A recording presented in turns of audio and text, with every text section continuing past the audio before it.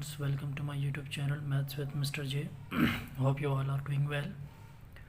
और फाइनली आज हम अपना चैप्टर नंबर 1 स्टार्ट कर रहे हैं सिन बोर्ड का मैथमेटिक्स सब्जेक्ट है। Chapter number 1 sets and functions. उसकी साइज़ है 1.1। ऑल्दो ये बुक अभी तक फिज़िकली अवेलेबल नहीं है मार्केट में, लेकिन इसका PDF जो है वो वेबसाइट पर भी मौजूद है और मेरे पास भी है। अगर किसी को चाहिए हो तो मेरा अपना व्हाट्सएप नंबर डिस्क्रिप्शन में दे दिया है। अगर किसी को चाहिए नीड हो तो he can contact me. Okay, so अब क्वेश्चन नंबर 1 है एक्सरसाइज 1.1 का। Write the following sets in tabular form. ठीक है, एज वी ऑल नो कि किसी भी सेट को हम 3 फॉर्म्स में लिख सकते हैं, right? Set builder form, tabular form and descriptive form. अब ये जो गिवन क्वेश्चन है हमारे पास, ये a set of all integers between -3 and 3। अब ये सेट की जो फॉर्म है ये है डिस्क्रिप्टिव फॉर्म और हमें इसको लिखना है किस में? टेबुलर फॉर्म में, राइट?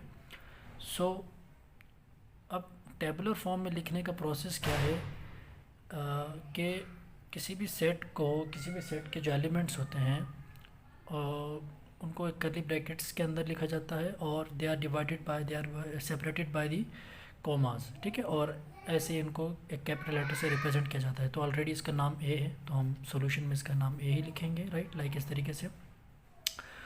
और चूँकि वो कह रहा है कि जो सेट ऑफ इंटीजर्स है वो -3 से 3 के दरमियान है, तो -3 से 3 के बिटवीन जो नंबर्स होंगे इंटीजर्स के वो हम सारे राइट डाउन कर देंगे। तो -2, -1, 0, 1 एंड 2। ठीक है, तो इस तरीके से हमारा ये सेट कंप्लीट हो गया है। तो जो गिवन सेट था डिस्क्रिप्टिव फॉर्म में, उसको हमने कन्वर्ट कर दिया है टेबुलर फॉर्म के अंदर, राइट? इसी तरीके से हमारे पास सेकंड पार्ट है इसका, set of composite numbers less than 11। Now we all know what are the composite numbers. Composite numbers are those who have more than 2 factors. ऐसे नंबर जिनके 2 से ज़्यादा फैक्टर्स हों उन्हें कहा जाता है कंपोजिट नंबर्स, राइट? सो अब हमें जो सेट बनाना है कंपोजिट नंबर्स का वो लेस देन 11 हो। तो सबसे पहले तो हमें ये पता होना चाहिए कि कंपोजिट नंबर स्टार्ट कहाँ से होते हैं। तो अगर हम पॉजिटिव नंबर्स देखें फ्रॉम 1, तो जो कंपोजिट नंबर्स हैं वो अब ऐसे नंबर जिनके 2 से ज़्यादा फैक्टर हों तो वो स्टार्ट होते हैं 4 से, क्योंकि 4 एक ऐसा नंबर है जिसके 2 से ज़्यादा फैक्टर है, यानी कि 1 भी है, 2 भी है और 4 इटसेल्फ भी है, राइट? तो 3 फैक्टर्स हो गए। तो इस तरीके से 4 जो है वो पहला कंपोजिट नंबर बनता है हमारे पास पॉजिटिव नंबर्स में। तो इसी तरीके से अब 4 के बाद देखेंगे तो 6 है, देन 8, देन 10, इवन 9 भी है। ठीक है, तो ये सारे हमारे पास क्या है? Composite numbers. और कंपोजिट नंबर्स क्यों हैं? क्योंकि इनके फैक्टर जो हैं वो 2 से ज़्यादा है, राइट? तो सॉल्यूशन सेट हमारा क्या बनेगा? बी, वही सेट का नाम 4, 6, 8, 9 एंड 10। तो ये हमारा दूसरा टेबुलर फॉर्म आ गया है गिवन सेट का। ठीक है, इसी तरीके से थर्ड पार्ट देखें, सी। अब ये गिवन सेट हमारे पास टेबुलर फॉर्म के अंदर है। X such that x belongs to prime number and 5 x is greater than 5 and less than equal to 13।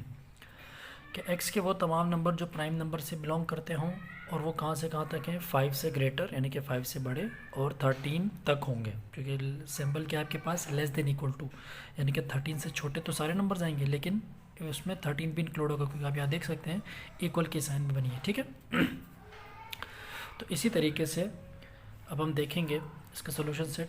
तो ये हमारे पास कुछ इस तरीके से है कि सी जो है क्या एलिमेंट आ रहे हैं इसके अंदर? 7, 11 एंड 13, क्योंकि यही वो प्राइम नंबर है जो 5 और 13 के दरमियान है और 13 भी इसमें इंक्लूड है। क्लियर हो गई स्टूडेंट्स? यहाँ तक बात क्लियर आ गई, समझ आ गई यहाँ तक बात? ठीक है, तो नाउ अब आगे चलते हैं। नेक्स्ट पार्ट हमारे पास डी सेट है, Y such that Y belongs to odd numbers and Y is greater than 7 and less than 17। Again ये एक टेबुलर सेट बिल्डर फॉर्म के अंदर गिवन है और हमें इसको कन्वर्ट करना है टेबुलर फॉर्म के अंदर। ठीक है, सो लेट्स सी दिस। सो ये हमारे पास डी सेट आ गया है जिसके अंदर वही एलिमेंट है बिटवीन 7 एंड 17। तो ऑड नंबर 7 के बाद जो नेक्स्ट ऑड नंबर है वो 9 है, उसके बाद 11, फिर 13, फिर 15। अब 17 इसमें नहीं आएगा क्योंकि वो क्या कह रहा है? Less than 17। तो लेस देन 17 में जो लास्ट ऑड नंबर होगा वो 15 ही होगा फिर। ठीक है, अगर यहाँ पे इक्वल की साइन भी आ जाती, लेस देन इक्वल की साइन होती, तो फिर हम 17 को भी यहाँ पे इंक्लूड कर सकते थे, लेकिन अभी हम नहीं करेंगे क्योंकि यहाँ पे जस्ट लेस देन का सिंबल है, राइट। इसी तरीके से नेक्स्ट पार्ट देखें। अगेन आपके पास एक सेट बिल्डर फॉर्म के अंदर सेट गिवन है, z such that z belongs to real number and z square equals to 121 कह रहा है कि z के वो तमाम एलिमेंट्स जो रियल नंबर से बिलोंग करते हैं और जब उनका स्क्वायर लिया जाए तो वो उसका आंसर क्या बने 121। अब रियल नंबर में से वो कितने नंबर हैं कि जिनका स्क्वायर लिया जाए तो 121 बने। तो ऐसे हमारे पास रियल नंबर्स के अंदर सिर्फ 2 ही नंबर्स हैं, और वो कौन से हैं, वो -11 एंड 11 है, क्योंकि -11 का भी स्क्वायर लेंगे तो 121 आएगा और 11 का भी लेंगे तो 121 उसका आंसर आएगा। तो हमारे पास सेट के अंदर कौन से एलिमेंट आ जाएगा, -11 एंड 11। ठीक है, यहाँ तक बात आ गई समझ में।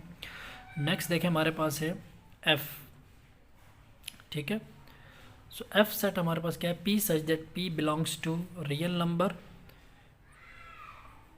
ठीक है, sorry belongs to rational number and p square equals to -1।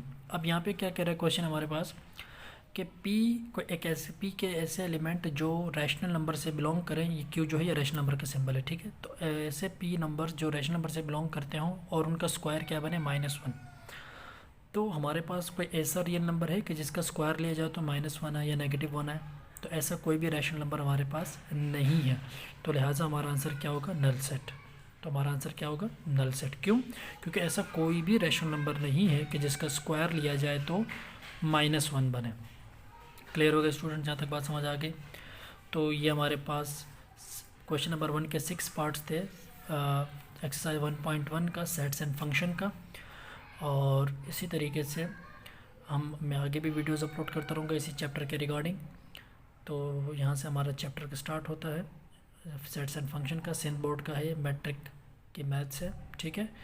तो आगे भी हम फाइनली इसके जो नेक्स्ट क्वेश्चन है वो मैं नेक्स्ट वीडियो में अपलोड कर दूँगा। Hope you all fine. Thanks for watching and do subscribe to my channel to support my channel. Thank you.